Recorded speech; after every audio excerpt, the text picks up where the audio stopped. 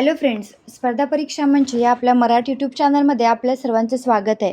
तर आजचा आपला व्हिडिओ असणार आहे 17 जुलै 2026 या संपूर्ण दिवशीच्या महत्त्वाच्या चालू घडामोडी. आपण कोणत्याही सरकारी परीक्षेची तयारी करत असाल तर त्या दृष्टीने हा व्हिडिओ आपल्यासाठी अत्यंत महत्त्वाचा असणार आहे. तर व्हिडिओ शेवटपर्यंत नक्की बघा आणि चॅनल जर नवीन असाल तर चॅनलला लाईक, शेअर आणि सबस्क्राईब करायला मात्र विसरू नका. चला सुरुवात करूया. आजचा पहिला प्रश्न आहे, नुकतेच अमेरिकेच्या फेडरल रिझर्व्ह टास्क फोर्समध्ये कोणत्या माजी RBI गव्हर्नरची नियुक्ती करण्यात आली आहे? तर बरोबर उत्तर आहे या प्रश्नाचं ऑप्शन क्रमांक डी, रघुराम राजन. तर रघुराम राजन यांची अमेरिकेच्या फेडरल रिझर्व्ह टास्क फोर्समध्ये नियुक्ती करण्यात आली आहे. तर ऑप्शन क्रमांक डी हे या प्रश्नाचं योग्य उत्तर आहे. आता आपण बघूया रघुराम राजन यांच्या कारकिर्दीविषयी थोडक्यात माहिती.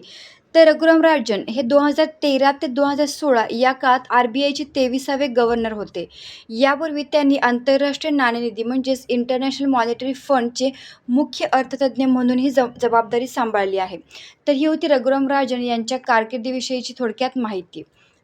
आता आपण बघणार आहोत RBI विषयीची माहिती. तर स्थापना झाली होती RBIची 1 एप्रिल 1935 हिल्टन यंग कमिशनच्या शिफारशीनुसार. राष्ट्रीयकरण झाले होते 1 जानेवारी 1949 साली. मुख्यालय आहे मुंबई, महाराष्ट्र या ठिकाणी. सध्याचे गव्हर्नर आहेत संजय मल्होत्रा. हे सध्याचे 26वे गव्हर्नर म्हणून कार्यरत आहेत.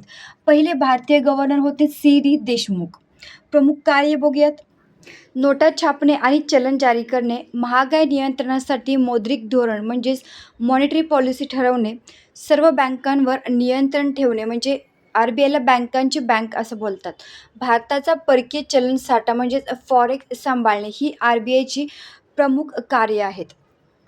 तर आपल्या चॅनलवरती आंतरराष्ट्रीय संघटना आणि त्यांचे मुख्यालय या विषयावरचा एक महत्त्वाचा व्हिडिओ अपलोड झालेला आहे. तर चॅनल एकदा व्हिजिट करून तो व्हिडिओ बघा. व्हिडिओची लिंक डिस्क्रिप्शनमध्ये दिली जाईल. पुढील प्रश्न बघूयात. आंतरराष्ट्रीय न्याय दिन म्हणजेच इंटरनॅशनल जस्टिस डे दरवर्षी कधी साजरा केला जातो? तर योग्य उत्तर आहे या प्रश्नाचं ऑप्शन क्रमांक सी, 17 जुलै या दिवशी आंतरराष्ट्रीय न्याय दिन हा साजरा केला जातो. यावर्षीची थीम म्हणजेच संकल्पना बघूयात. तर promoting justice, accountability and human rights worldwide म्हणजेच जगभरात न्याय, उत्तरदायित्व आणि मानवाधिकारांना प्रोत्साहन देणे ही यावर्षीची थीम आहे आंतरराष्ट्रीय न्याय दिनची. आता आपण लगेचच बघूयात जुलै या महिन्यातील काही महत्त्वाचे दिवस. परीक्षे दृष्टीने इम्पॉर्टंट डेज हा खूप महत्त्वाचा टॉपिक आहे. तर व्हिडिओ शेवटपर्यंत नक्की बघा. 1 जुलै हा साजरा केला जातो राष्ट्रीय डॉक्टर दिन म्हणजेच नॅशनल डॉक्टर्स डे. तसेच राष्ट्रीय संधी लेखापाल दिन, CA डे आणि महाराष्ट्र कृषी दिन. 4 जुलै हा साजरा केला जातो अमेरिकेचा स्वातंत्र्य दिन म्हणजेच USA इंडिपेंडन्स डे. 11 जुलै हा साजरा केला जातो जागतिक लोकसंख्या दिन, वर्ल्ड पॉप्युलेशन डे. 12 जुलै हा साजरा केला जातो आंतरराष्ट्रीय मलाला दिन म्हणजेच इंटरनॅशनल मलाला डे. 15 जुलै जागतिक युवा कौशल्य दिन म्हणजेच वर्ल्ड यूथ स्किल्स डे. 17 जुलै आंतरराष्ट्रीय न्याय दिन म्हणजेच world day for international justice. 18 जुलै हा साजरा केला जातो नेल्सन मंडेला आंतरराष्ट्रीय दिन म्हणजेच नेल्सन मंडेला इंटरनॅशनल डे. 20 जुलै आंतरराष्ट्रीय बुद्धिबळ दिन, इंटरनॅशनल चेस डे. तसेच जागतिक चंद्र दिन म्हणजेच मून डे. 23 जुलै हा साजरा केला जातो राष्ट्रीय प्रसारण दिन म्हणजेच नॅशनल ब्रॉडकास्टिंग डे. 26 जुलै कारगिल विजय दिन. 28 जुलै जागतिक हिपॅटायटिस दिन. तसेच जागतिक निसर्ग संवर्धन दिन. आणि 29 जुलै हा साजरा केला जातो आंतरराष्ट्रीय व्याघ्र दिन म्हणजेच इंटरनॅशनल टायगर डे. तर हे होते जुलै या महिन्यातील काही महत्त्वाचे दिवस. पुढील प्रश्न बघूयात. नुकतेच राष्ट्रपती द्रौपदी मुर्मू यांनी संस्कृतम 2026चे उद्घाटन कोठे केले आहे? तर बरोबर उत्तर आहे या प्रश्नाचं ऑप्शन क्रमांक बी, नवी दिल्ली या ठिकाणी राष्ट्रपती द्रौपदी मुर्मू यांनी संस्कृतम 2026चे उद्घाटन केले आहे. तर ऑप्शन क्रमांक बी हे या प्रश्नाचं योग्य उत्तर असणार आहे. अधिक माहिती बघूयात. तर शस्त्रक्रियेचे जनक आचार्य सुश्रुत यांच्या स्मृतीप्रित्यर्थ 15 जुलै ते 17 जुलै 2026 या कालावधीत नवी दिल्ली येथील ऑल इंडिया इन्स्टिट्यूट ऑफ आयुर्वेदमध्ये याचे आयोजन करण्यात आले होते. तर ही होती या प्रश्नाबद्दलची अधिक माहिती. नेक्स्ट क्वेश्चन बघूयात. नुकतेच क्विक कॉमर्स प्लॅटफॉर्म इन्स्टामार्टने LPG सिलेंडरच्या घरपोच डिलिव्हरीसाठी खालीलपैकी कोणासोबत भागीदारी केली आहे? तर योग्य उत्तर आहे या प्रश्नाचं ऑप्शन क्रमांक बी, HPCL. तर HPCL सोबत इन्स्टामार्टने LPG सिलेंडरच्या घरपोच डिलिव्हरीसाठी भागीदारी केली आहे? तर ऑप्शन क्रमांक बी हे या प्रश्नाचं योग्य उत्तर असणार आहे. नेक्स्ट क्वेश्चन, नुकतेच कोणत्या राज्य शासनाने कौशल्य विकास व्यवस्था संगणकीकृत करण्यासाठी कौशल सेतू आणि कौशल सारथी ही 2 संकेतस्थळे खुली केली आहेत? तर ऑप्शन क्रमांक सी उत्तर प्रदेश हे या प्रश्नाचं योग्य उत्तर असणार आहे. उत्तर प्रदेश राज्य शासनाने कौशल्य विकास व्यवस्था संगणकीकृत करण्यासाठी कौशल सेतू आणि कौशल सारथी ही 2 संकेतस्थळे खुली केली आहेत.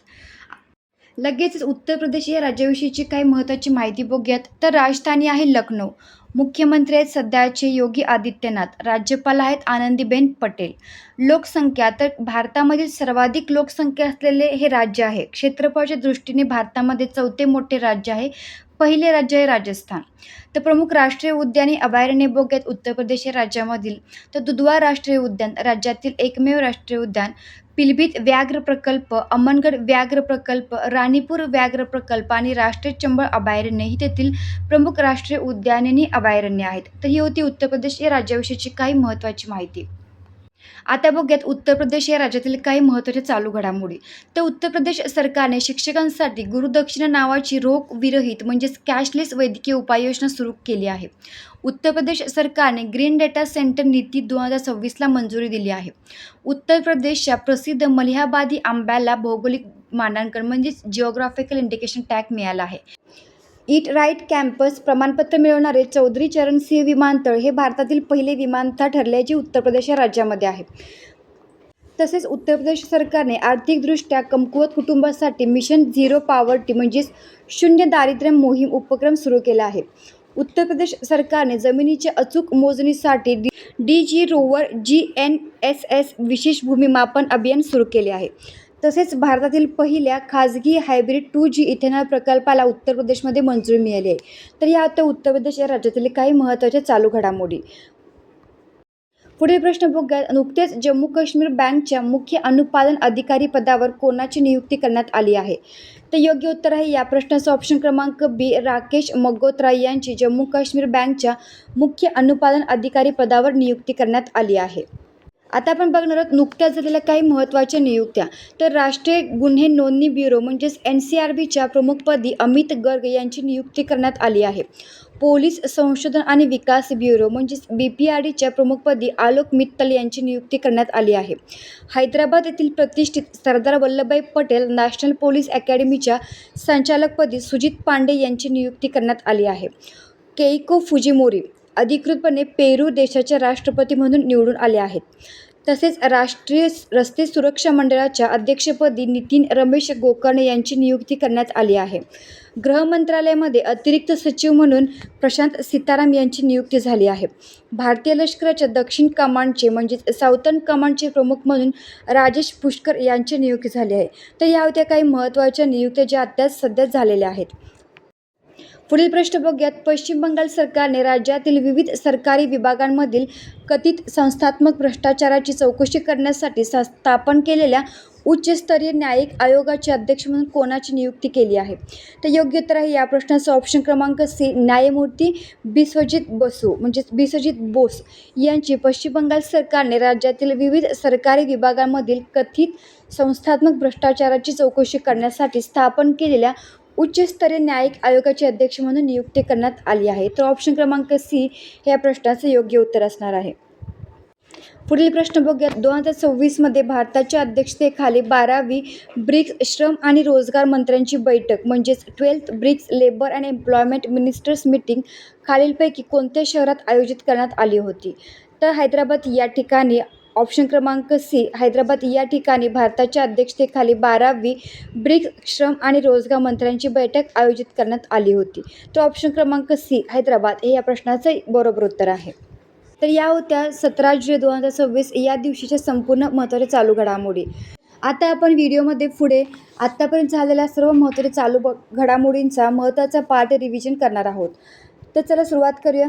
विवेक अग्रवाल यांची आंतरराष्ट्रीय संस्था म्हणजेच FATFच्या नवीन उपाध्यक्षपदी निवड झाली आहे. IIM बेंगळुरू आपले पहिले आंतरराष्ट्रीय संकुल म्हणजेच फॉरेन कॅम्पस इंडोनेशिया येथे स्थापन करणार आहे. सरकारी शाळा डिजिटल करण्यासाठी उत्तर प्रदेश सरकारने मिशन कायाकल्प सुरू केले आहे. उत्तराखंड सरकारने राज्यातील अल्पसंख्याक शाळांसाठी नवीन अल्पसंख्याक शिक्षण प्राधिकरण स्थापन केले आहे. तसेच उत्तर प्रदेश सरकारने शिक्षकांसाठी गुरुदक्षिणा नावाची कॅशलेस वैद्यकीय उपचार योजना सुरू केली आहे. त्रिपुरा सरकारने आपल्या प्रसिद्ध अननसांच्या ब्रँडिंगसाठी नवी दिल्लीत अननस उत्सव 2026 आयोजित केला होता. भारत आणि ऑस्ट्रेलिया या देशांमध्ये ऊर्जा क्षेत्रासाठी महत्त्वपूर्ण युरेनियम करार झाला आहे. तसेच पश्चिम बंगाल सरकारने महिलांच्या सुरक्षेसाठी विशेष महिला पोलीस पथक म्हणजेच दुर्गा स्क्वॉड सुरू केले आहे. मध्य प्रदेश सरकारने नवीन कायदेशीर तरतुदीनुसार आपल्या राज्य वक्फ बोर्डाची पुनर्रचना केली आहे. तसेच टाइम आउटच्या हॅपी सिटी इंडेक्स 2026 मध्ये लंडन हे जगातील सर्वात आनंदी शहर ठरले आहे. भारताची डिजिटल पेमेंट प्रणाली म्हणजेच UPI स्वीकारणारा ग्रीस हा जगातील 10वा देश बनला आहे. समान नागरी कायद्याच्या म्हणजेच UCC युनिफॉर्म सिव्हिल कोड मसुद्यासाठी स्थापन केलेल्या समितीच्या अध्यक्षपदी रंजना प्रकाश देसाई यांची नियुक्ती करण्यात आली आहे.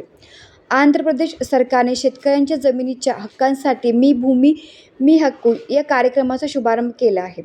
18 मीटर ड्राफ्ट क्षमतेसह तमिळनाडूचे कामराजार पोर्ट हे भारताचे दुसरे प्रमुख बंदर बनले आहे. IIT मंडीने भूस्खलनाची पूर्वकल्पना देणारी देशातील सर्वात मोठी लँडस्लाईड वॉर्निंग सिस्टीम विकसित केली आहे. तसेच चीनच्या शास्त्रज्ञांनी हिंद महासागरातील जगातील सर्वात मोठे व्हेल कब्रिस्तान म्हणजेच व्हेल ग्रेवयार्ड शोधले आहे. केरळ सरकारने अनुसूचित जाती आणि जमाती महिलांच्या सक्षमीकरणासाठी दक्षिणी योजना सुरू केली आहे.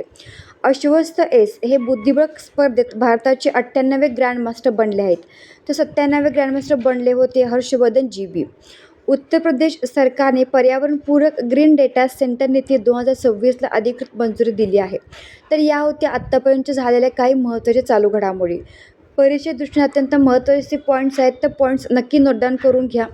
व्हिडिओ कसा वाटला कमेंट करून नक्की सांगा. व्हिडिओ आवडल्यास चॅनेलला लाईक शेअर आणि सबस्क्राईब करायला विसरू नका. भेटूया पुढच्या व्हिडिओमध्ये. धन्यवाद.